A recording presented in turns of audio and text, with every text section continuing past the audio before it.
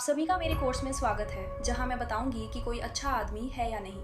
सबसे अधिक संभावना है कि वह अच्छा आदमी नहीं है। ये थी इन्फ्लुएंसर गैबी गोंजालेस जो मर्दों पर सलाह दे रही थीं गिरफ्तारी से कुछ दिन पहले। उन पर बच्चे के पिता बॉय बैंड गायक जैक एवरी की हत्या की साजिश का आरोप है। उसके पिता और एक्स परेशानी में हैं, लेकिन कथित भाड़े के हत्यारे का क्या हुआ? मेरे पास इस मामले की नई जानकारी है और ये मामला दिखने से ज्यादा जटिल है। मैं अनजानेट लेवी हूँ। ये लॉ एंड क्राइम है। आइए शुरू करें।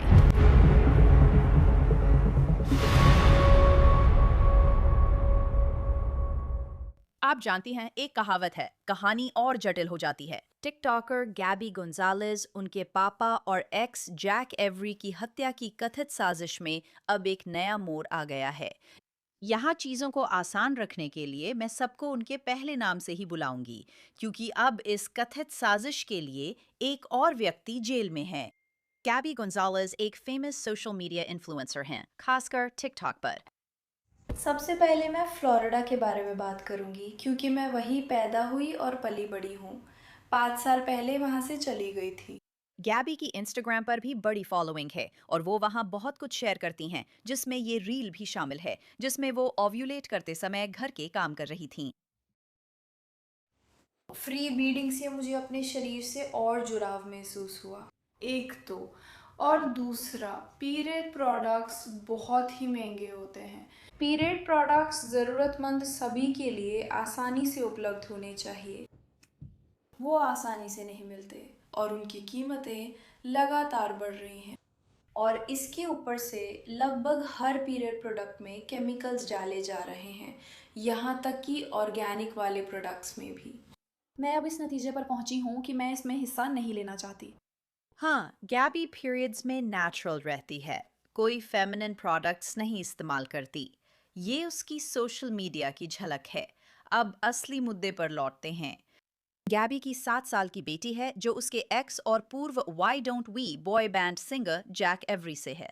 लेकिन कोर्ट के अनुसार रिश्ता अच्छे से खत्म नहीं हुआ और छोटी बच्ची की कस्टडी किसे मिलनी चाहिए, ये 2020 से ही एक बड़ा विवाद का मुद्दा बना हुआ है। जांचकर्ताओं के अनुसार गैबी के पापा फ्रांसिस्को जेवियर गोंजालेज इस विवाद में काफी शामिल थे और कई पर्सनल इंजरी केस संभालते हैं। अब गैबी, उसके पापा फ्रांसिस्को और गैबी के एक्स बॉयफ्रेंड काई कॉर्ड्रे पर 2020, 2021 और 2022 में मिलकर जैक एवरी की हत्या के लिए एक भाड़े के हत्यारे को रखने की साजिश रचने का आरोप है, ताकि गैबी अपनी बेटी को हमेशा अपने पास रख सके। फ्रांसिस्को ने अपने सिलवाए हुए सूट्स की जगह अब पीला जेल जंप सूट पहन लिया है। लॉस एंजलिस काउंटी के अभियोजकों का कहना है कि फ्रांसिस्को ही पैसे का इंतजाम करने वाला था। जांचकर्ताओं ने बताया कि फ्रांसिस्को ने जैक एवरी की जासूसी के लिए निजी जासूस लगाया, ताकि कस्टडी विवाद में उसके खिलाफ कुछ पाया जा सके। डीए ऑफिस के अनुसार गोंजालेस परिवार के ग्रुप चैट में फ्रांसिस्को ने जैक एवरी का जिक्र किया था। डीए के एक डिटेक्टिव ने हलफनामे में लिखा, 22 मार्च 2021 की एक बातचीत में फ्रांसिस्को ने लिखा, बारका को कॉल करो जितनी जल्दी हो सके। जांचकर्ताओं ने इसे अहम माना, क्योंकि बाद में सबूतों से पता चला कि गैब्रिएला गोंजालेज और काई कॉड्रे ने डेस्टिन बारका को एवरी को धमकाने के लिए भर्ती करना चाहा था। अब डस्टिन बारका एक एमएमए फाइटर हैं। वो इस मामले में किसी भी आरोप का सामना नहीं कर रहे हैं। मैं इस बारे में बिल्कुल स्पष्ट होना चाहती हूँ। लेकिन जांचकर्ताओं का कहना है कि बाद में योजना जैक पर कीचड़ उछालने और उसे डराने से बदलकर कुछ और ज्यादा खतरनाक, यानी हत्या की ओर मुड़ गई। जांचकर्ताओं के अनुसार अप्रैल 2021 में फ्रांसिस्को ने गैबी के बॉयफ्रेंड काई कॉड्रे को डार्क वेब पर हिटमैन हायर करने के लिए $10,000 भेजे। डिस्ट्रिक्ट अटॉर्नी के अनुसार ये पैसा वेब डेवलपमेंट सेवाओं के भुगतान में छुपाया गया था। डिस्ट्रिक्ट अटॉर्नी ने कहा कि कॉर्ड्रे वो पैसा हिटमैन को बिटकॉइन में देने वाला था। फिर जून 2021 में जांचकर्ताओं का कहना है कि फ्रांसिस्को ने काई को $4,000 की एक और पेमेंट भेजी। 5 जून 2021 को कॉर्ड्रे ने फ्रांसिस्को गोंजालेज को अपनी साइट विस्पर बिजनेस से $4,000 का इनवॉइस भेजा, जिसे फ्रांसिस्को ने चुका दिया। ये चार्ज फ्रांसिस्को के समन के जरिए हासिल किए गए बैंक रिकॉर्ड्स में दिखा। बाद में कॉड्रे ने कहा कि उन्होंने वास्तव में वेब डेवलपमेंट सेवाएं नहीं दी थी और उनका मानना था कि इनवॉइस का उद्देश्य सिर्फ एक दिखावा था। अदालत के रिकॉर्ड में कहा गया है कि अतिरिक्त $4,000 एक हिटमैन को किराए पर देने के लिए थे और काई लिजर्ड किंग 59 नाम से डार्क वेब पर लॉगिन कर रहा था, लेकिन वो हिटमैन असल में हिटमैन नहीं था। LADA के अनुसार वो एक जी-मैन था, एक संघीय अफसर था, एक पुलिस वाला था, एक असली FBI एजेंट था।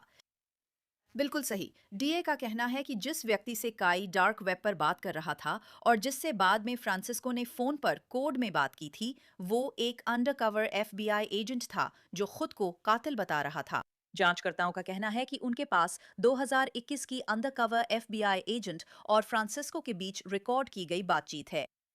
अक्टूबर 2022 में जांचकर्ताओं के अनुसार काई और गैबी ने रिकॉर्ड की गई कॉल्स में योजना और पोल खुलने की आशंका पर चर्चा की थी। हम दोनों बच्चों की परवरिश करते हैं। मैं डॉक्टर, डेंटिस्ट और थेरेपिस्ट की अपॉइंटमेंट्स देखती हूँ। अब जैक एवरी की हत्या की साजिश जाहिर है कभी अंजाम नहीं दिया गया। गैबी ने 2 साल के ब्रेक के बाद फिर से सोशल मीडिया पर पोस्ट करना शुरू किया, लेकिन जांच रुकी नहीं। गिरफ्तारी से पहले गैबी ने इंस्टाग्राम पर मर्दों पर पोस्ट की थी। अगला, मर्द जैसे हैं वैसे ही आते हैं, वो बदलते नहीं हैं, जैसा है वैसा ही मिलेगा। तो मर्द शुरू में जैसा होता है वो शायद हमेशा के लिए वैसा ही रहेगा। मुझे पता है ये सच में डरावना है, क्योंकि औरतें हमेशा बढ़ती, खुद को ढालती, बदलती और अपने अंदर नए पुराने हिस्से खोजती रहती हैं। वो सच में हर दिन कुछ नया बन जाती हैं, जैसे सच में हर दिन कुछ अलग, और साथ ही अपनी असली पहचान भी बनाए रखती हैं। और फिर पुरुष होते हैं। वो बदलते नहीं है लड़की, वो सच में नहीं बदलते। इस हफ्ते की शुरुआत में गैबी गोंजालेस को गिरफ्तार किया गया और उन पर हत्या की कोशिश, हत्या के लिए उकसाने और साजिश रचने का आरोप लगाया गया। उसके पिता फ्रांसिस्को और एक्स काई कॉड्रे पर भी आरोप लगे। जांचकर्ताओं के अनुसार गैबी के पूर्व पति कोडी क्लेबर्न ने बताया कि फ्रांसिस्को ने कहा था, अगर जैक एवरी मर जाए तो ये सस्ता पड़ेगा। एक अन्य गवाह ने जांचकर्ताओं को बताया कि गैबी ने बार बार कहा कि वो जैक को मरवाना चाहती है और हत्या के लिए बिटकॉइन से भुगतान करने की योजना पर चर्चा की गई थी। जांचकर्ताओं के अनुसार गवाह ने बताया कि गैबी चाहती थी जैक की मौत कार दुर्घटना जैसी लगे। तो जैक एवरी का क्या हुआ? खैर, वो इस साजिश के बारे में जानता था। फेडरल अधिकारियों ने उसे बताया था। जैक ने इंस्टाग्राम पर लिखा, कुछ दिन पहले 3 लोगों को मुझे मारने की कथित साजिश के सिलसिले में गिरफ्तार किया गया। उनमें से एक व्यक्ति मेरी बेटी की मां है। सालों से मेरे परिवार और मैंने तीखी सार्वजनिक जांच, झूठे आरोपों और हमारे चरित्र और प्रतिष्ठा पर बेहद दर्दनाक हमलों को सहा है। उस पूरे समय के दौरान मैंने कानूनी प्रक्रिया और सबसे महत्वपूर्ण अपनी बेटी के सम्मान में चुप रहना चुना। इस समय मैं सबसे अच्छा पिता बनने पर ध्यान दे रहा हूँ। मुझे खुशी है कि मेरी बेटी की पूरी कस्टडी मेरे पास है और वो सुरक्षित, स्वस्थ है और उसे बेहद प्यार मिलता है। मैं उसके लिए शांतिपूर्ण, स्थिर जीवन बनाने को उत्सुक हूँ। मेरे परिवार, दोस्तों, कानून प्रवर्तन एजेंसियों और Los Angeles county district attorney के कार्यालय को इस पूरी प्रक्रिया के दौरान मिले समर्थन के लिए हार्दिक धन्यवाद। आखिर में सभी का धन्यवाद जिन्होंने मेरा समर्थन किया और सच्चाई सामने आने तक जल्दबाजी में राय नहीं बनाई। हमेशा सच्चाई की तलाश करें। लेकिन अभी और बातें करनी है और भी खुलासे बाकी हैं। आइए इसे विस्तार से समझते हैं। मैं सेथ जकरमैन को बुलाना चाहती हूँ, जो न्यूयॉर्क स्थित जकरमैन लीगल ग्रुप से जुड़े पूर्व अभियोजक और आपराधिक बचाव वकील हैं। सेथ, इस पर चर्चा करने के लिए धन्यवाद। ये मामला सच में पागलपन है।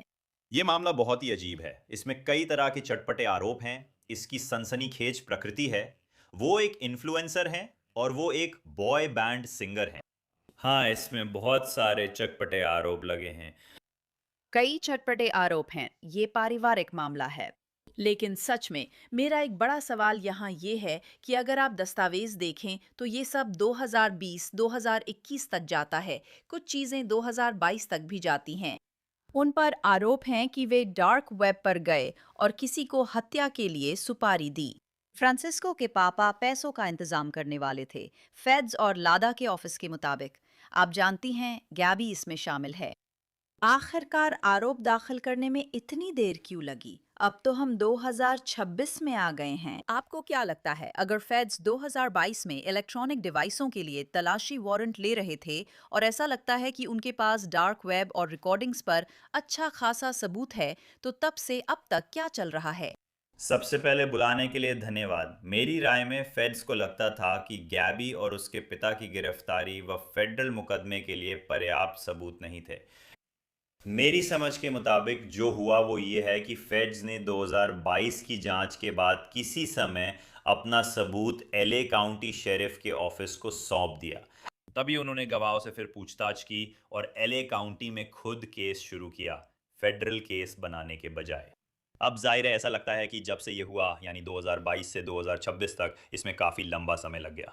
लेकिन मेरी समझ के मुताबिक फेडरल अधिकारियों को बस यही लगा कि उनके पास उसे और उसके पिता को फेडरल स्तर पर आरोपित करने के लिए पर्याप्त सबूत नहीं थे। फिर उन्होंने इसे एलए काउंटी शेरिफ कार्यालय को सौंपा, जिन्होंने बाद में एलए काउंटी डीए कार्यालय भेजा।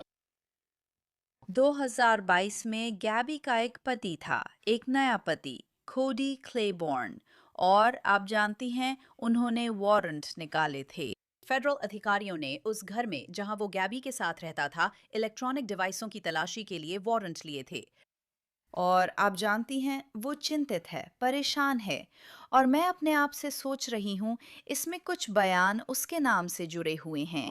शिकायत में मैं अपने आप से सोच रही हूँ, क्या वे कुछ गवाहों को पलटने की कोशिश कर रहे थे, उन्हें सहयोग करने के लिए मना रहे थे, ताकि जो उनके पास पहले से था उसे और मजबूत किया जा सके। इन टेक्स्ट मैसेजों के रूप में, डार्क वेब पर हुई बातचीत, लेन देन, आप जानती हैं, हिटमैन बनकर सामने आए कथित व्यक्ति को भुगतान, ऐसी चीजें, क्या आपको लगता है कि ये इस मामले का बड़ा हिस्सा था?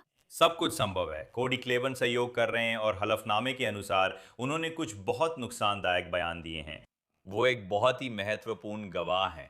उन्होंने कानून प्रवर्तन को बताया कि वो और उनके पिता अपनी बेटी की कस्टडी पाने के लिए जुनूनी थे, माफ़ कीजिए, उसकी बेटी की, और वे थे कि वो इसमें गहराई से शामिल थे, पिता भी गहराई से शामिल थे, और कि क्लेबर्न ने बताया कि वे कस्टडी और जैक एवरी को बेटी की जिंदगी से बाहर करने को लेकर जुनूनी थे। पिता ने कहा था कि अगर एवरी मर जाता तो ये सस्ता पड़ता। ये महत्वपूर्ण टिप्पणियां हैं। एक आपराधिक बचाव वकील के रूप में सबसे पहले दिमाग में आता है कि ये सिर्फ शब्द हैं, कोई कार्रवाई नहीं, यही बचाव है। आप जानते हैं जब कस्टडी को लेकर झगड़े होते हैं तो अक्सर लोग कहते हैं काश मेरा जीवन साथी मर जाता, या अगर मेरा जीवन साथी मर जाता या उसे चोट लग जाती तो मेरे लिए बेहतर होता, या अगर मैंने बच्चों को उनसे दूर कर लिया होता। लेकिन ये सब काफी नहीं है। इन धमकियों को आपराधिक कार्रवाई बनने के लिए उनके समर्थन में कुछ ठोस कदम होने चाहिए। आप जानते हैं एक डिफेंस अटॉर्नी के तौर पर मैं ये दिखा रहा हूँ कि ये सिर्फ शब्द हैं, लेकिन वे कौन से ऐसे काम हैं जिन्हें वे गैबी से जोड़ सकते हैं? वे कौन से ऐसे काम हैं जिन्हें वे पिता से जोड़ सकते हैं? वे कौन से काम हैं जिन्हें वे काई कॉड्रे से जोड़ सकते हैं? सिर्फ शब्द नहीं, बल्कि ठोस कदम चाहिए। काश वो मर जाता, या अगर वो मर जाए तो हमारे लिए बेहतर होगा जैसी बातें काफ़ी नहीं हैं। क्या यहाँ पर ये ठोस कदम माना जाएगा कि फ्रांसिस्को गोंजालेज $10,000 काई कॉड्रे को भेज रहे हैं, जो गैबी का एक्स बॉयफ्रेंड है, ताकि किसी तरह के फर्जी इनवॉइस के जरिए डार्क वेब पर हिटमैन को हायर किया जा सके? और फिर अतिरिक्त $4,000 भेजना, शायद किसी एक्सपर्ट के लिए, एक बहुत अच्छे हिटमैन के लिए, आप जानती हैं, जबकि दस्तावेजों में वे कह रहे हैं कि वो एक FBI एजेंट है। हाँ, बिल्कुल। मेरा मतलब है शिकायत में साजिश को आगे बढ़ाने के लिए 34 ठोस कदमों का आरोप लगाया गया है। आपको तो बस एक ही चाहिए, है ना? तो ये निश्चित रूप से एक अंडरकवर कानून प्रवर्तन एजेंट को भुगतान है, और निश्चित रूप से उसके पिता द्वारा काई कॉड्री को किए गए भुगतान और काई कॉड्री द्वारा क्रिप्टो में किए गए भुगतान भी इसमें शामिल हैं। इसमें कथित सुपारी किलर को किए गए भुगतान साजिश को आगे बढ़ाने में सहायक हैं। ये हमें सिर्फ बयानों और धमकियों से आगे ले जाता है और हत्या करने की साजिश को आगे बढ़ाने वाले ठोस कृत्यों तक ले जाता है। जैक एवरी ने 2025 में, बस पिछले साल, एक पॉडकास्ट पर कुछ टिप्पणियां की थीं। उन्होंने कहा कि फेडरल एजेंट्स मेरे पास आए और बताया कि कोई मुझे मारना चाहता है। मैं तो सोच भी नहीं सकती फिर क्या होगा। आपको क्या लगता है? आप पूर्व अभियोजक हैं। अगर कानून प्रवर्तन एजेंसी आपके पास एक पूर्व अभियोजक के तौर पर, जब आप अभियोजक थीं, आकर कहती है कि देखिए, हमें लगता है कि कुछ लोग इस आदमी जैक एवरी को मारने की कोशिश कर रहे हैं, मेरा मतलब है, क्या आप लोग सुरक्षा प्रदान करते हैं या बस उस व्यक्ति को बता देते हैं ताकि वो खुद अपनी सुरक्षा के लिए कुछ कर सके? इसे कैसे संभाला जाता है? तो इसे संभालने के कई अलग अलग तरीके हो सकते हैं और ये इस बात पर निर्भर करता है कि धमकियां कितनी गंभीर हैं और उन धमकियों को समर्थन देने के लिए क्या कदम उठाए गए हैं। सही है। तो जैक एवरी ने ये बात 2025 के एक पॉडकास्ट में कही थी। कानून प्रवर्तन अधिकारियों ने उनसे 2021 या 2022 में संपर्क किया था जब ये घटनाएं हो रही थी। उन्हें कई सालों से इसकी जानकारी थी और उन्होंने लो प्रोफाइल रखा था। वो कई महीनों तक अपने घर से बाहर नहीं निकले, अपनी बेटी के साथ रहे क्योंकि वो डरे हुए थे। अगर ज़रूरत हो तो कानून प्रवर्तन सुरक्षा दे सकता है। वो साधन संपन्न है तो उस समय अपनी निजी सुरक्षा भी रख सकते थे।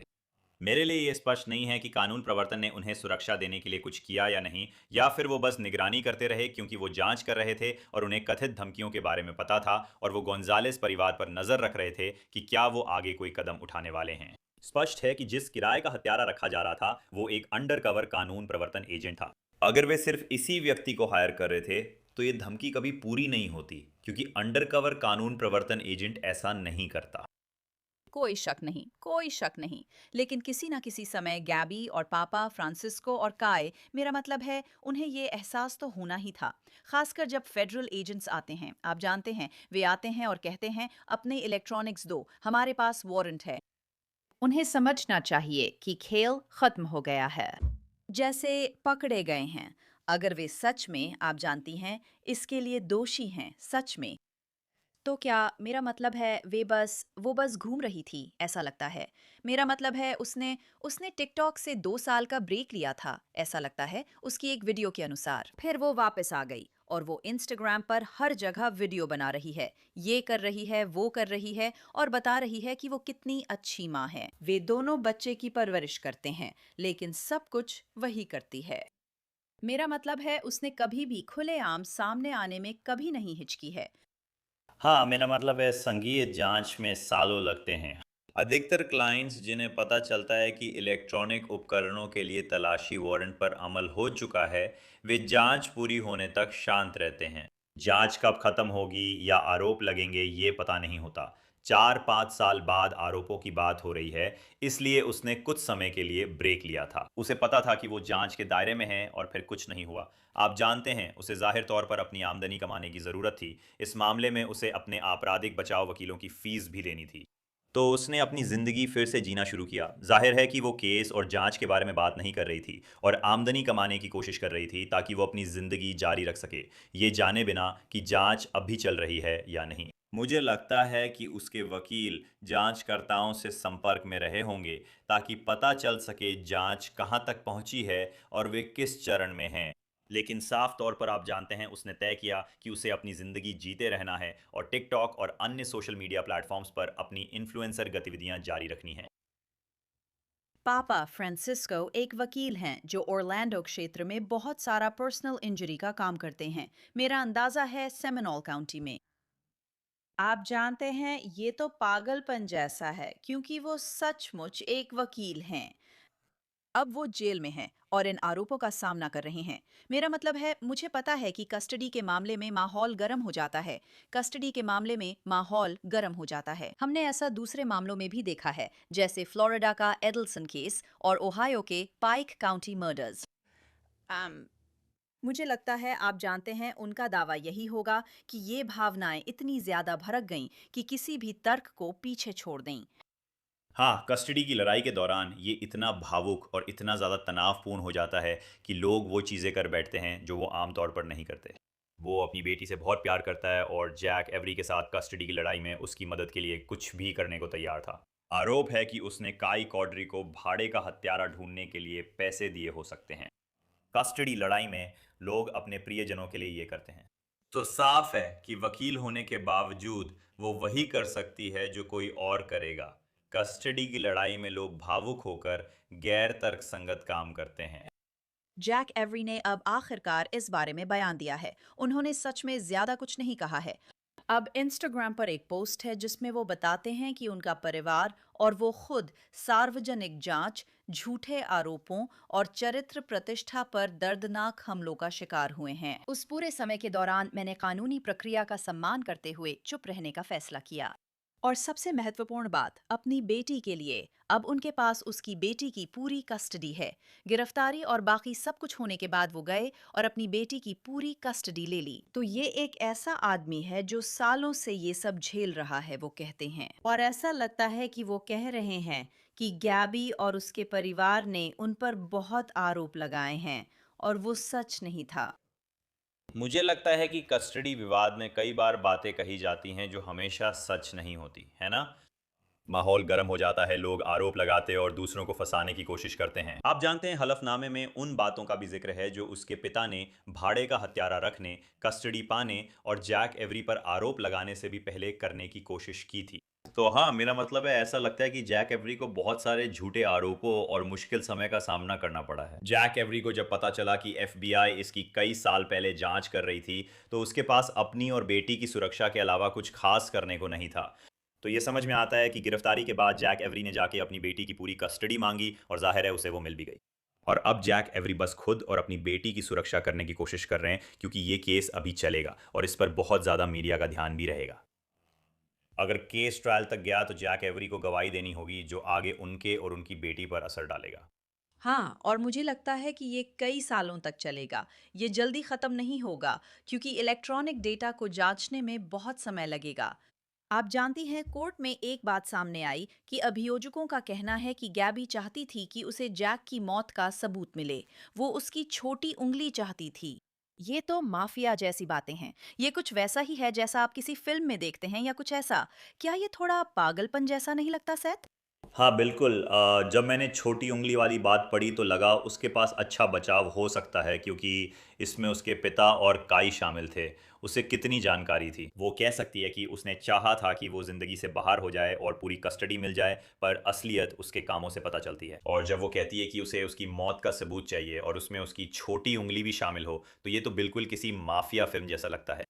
ये भी दिखाता है कि उसे यहाँ क्या हो रहा है पता है। वो ये नहीं कह सकती, उसके लिए ये कहना मुश्किल है कि उसे नहीं पता था उसके पापा और काई क्या कर रहे थे, जब वो खुद उन्हें मैसेज कर रही है कि उसे उसकी मौत का सबूत चाहिए और उसमें उसकी छोटी उंगली भी शामिल हो। आप जानते हैं, उसके पास जानकारी है और ये एक और प्रत्यक्ष कृत्य है जिसके लिए उस पर साजिश को आगे बढ़ाने का आरोप लगेगा।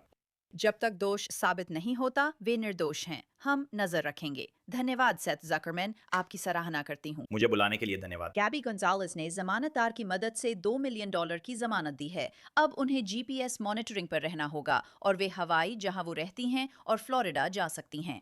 वो जैक एवरी या उनकी बेटी से संपर्क नहीं कर सकती और 300 फीट दूर रहना होगा।